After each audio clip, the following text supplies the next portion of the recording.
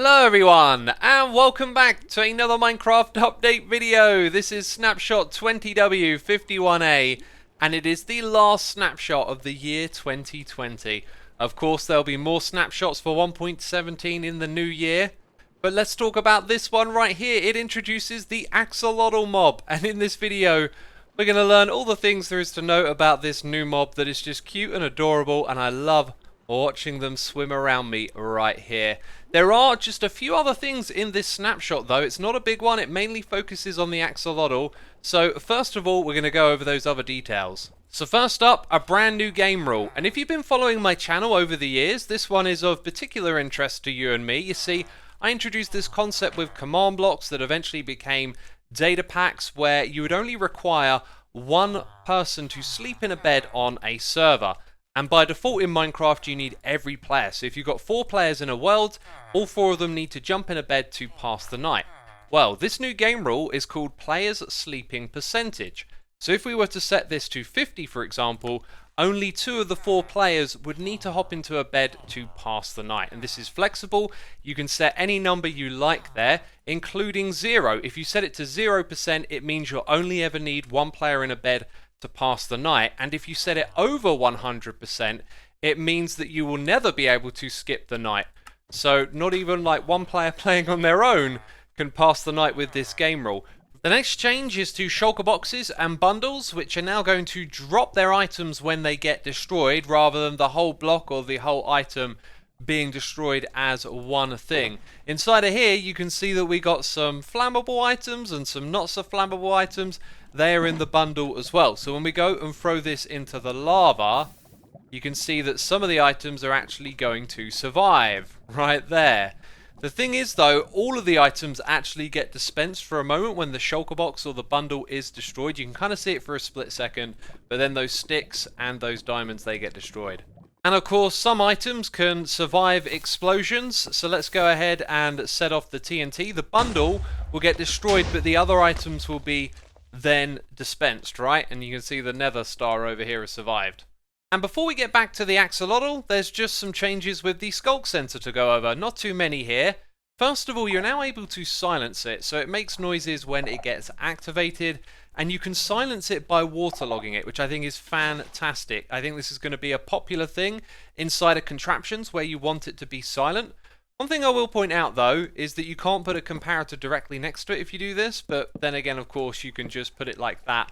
And speaking on the comparator output, the strength of that signal is based on which activity is detected by the Sculk sensor. These are called frequencies, and they're going to be changed snapshot to snapshot, and there's a couple of changes with this one. So eating has been removed entirely, at least the beginning of eating. So when I start eating something, it doesn't activate the Sculk sensor. When I finish eating something, that is when it will now get activated. The other 2 changes are containers. The act of opening a container will now give a signal strength of 15 rather than 11. And the act of closing a container will now give you a signal strength of 14 instead of 10.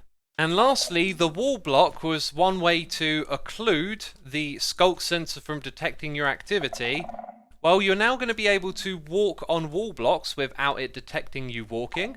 And you'll also be able to throw this item on the ground. So the stone activates the Sculk sensor, but throwing wool on the ground will not do so. And that's it for these changes. Just before we get back to the axolotl, I want to say, if you're not subscribed to the channel, make sure to do so. In the new year, I'll be keeping an eye out for snapshots, and as always, covering them here when they are released. So where in the world does the axolotl mob spawn? Well, currently it doesn't actually generate anywhere. It's going to be introduced in a future snapshot. My suspicion is probably when they introduce some new biomes or something like that. But anyway, for now what we have is the spawn egg and the bucket of axolotl. Both of these will be able to bring the axolotls into your world. And there are 5 different types of them, and one of them is a rare variant. So here are the 5 variants, and variant is actually their MBT tags. So over on here we have the pink one, which is 0, and then a brown one, which is 1, yellow is 2, the white sort of icy one here is 3, and then this one is number 4, and that's the rare one, the purplish one. And I gotta say, all of these look absolutely gorgeous, don't they? Now the bucket of axolotl only represents the pink one, and when you use this in creative mode, you get a different one each and every time.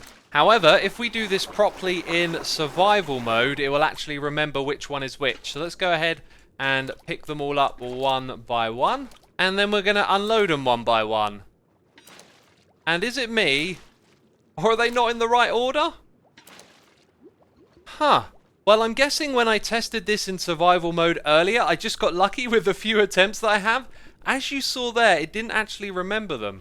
Okay, let's grab a pink one, put it back down again. Yeah, as of right now, it's not actually remembering which colour's in the bucket. Now, in the intro, you might have noticed that the axolotls were very fond of me, and it's because I was holding a tropical fish in my offhand. But this works with both the tropical fish and the tropical fish bucket. You can use either of these things to lure the axolotl because they just love tropical fish. We can also use these to breed them as well. So if I right click on it with a tropical fish bucket, it actually goes into breeding mode. And the same is for the tropical fish drop item as well. These things are pushing me around a lot. They're so cute. But yes, that's how we get to breed the axolotls. And did I just see it? Oh, little baby axolotl. You are breaking my heart, good sir. Oh, they're so cute. These mobs are so cute and adorable. I also think it would be a good idea to see what happens if we do this in survival mode. Yeah, as I suspected, look, the tropical fish is now gone out of the bucket. And one thing that you might notice is that there's a lot of items just floating around over here. That's because I've spawned in tons of axolotls. So whenever other fishies spawn in this area, they go after them and we end up with loads of drops around here because the axolotls, they've been killing all the fish. That leads me to suspect that they actually won't spawn in the oceans, otherwise just naturally generating parts of your world will create items floating around like this. My suspicion is that they're going to spawn inside of a waterlogged cave biome. But anyway, what we're going to do next is some testing to learn more about them. So I've created a tank. That means we can keep our axolotls in a confined area. Let's see if they go after the squid. Well, the answer is yes. You can potentially use these for a squid farm then, since the squid don't fight back. And I'm pretty sure we know the fate of the cod, the salmon, the pufferfish, even the tropical fish as well. They go after all of these ones. Then the other friendly mob we have is the dolphin. Let's get a couple of those in there. They're not actually going after the dolphin, are they? Okay, so they're cool with the dolphins. So what about hostile mobs? Let's get a drowned in here. The drowned appears to be targeting the axolotl. And the axolotls are actually not fighting back.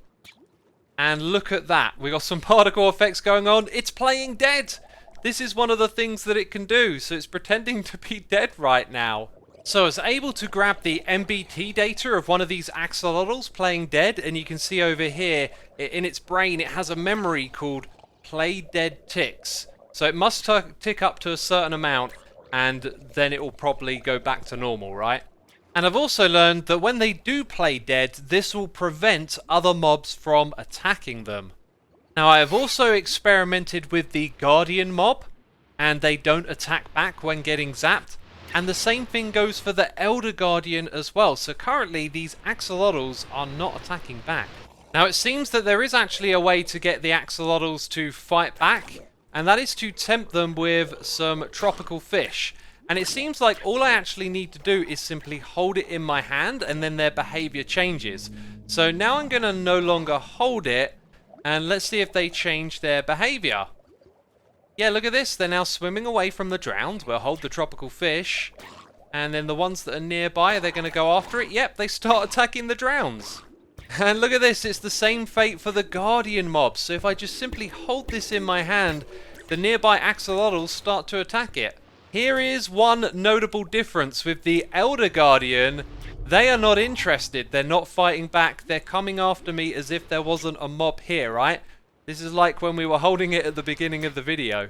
Now there are also two ways in which the player can get a perk from the axolotl. If we encourage them to attack the drowned and they successfully kill it, we're supposed to get some sort of regeneration effect.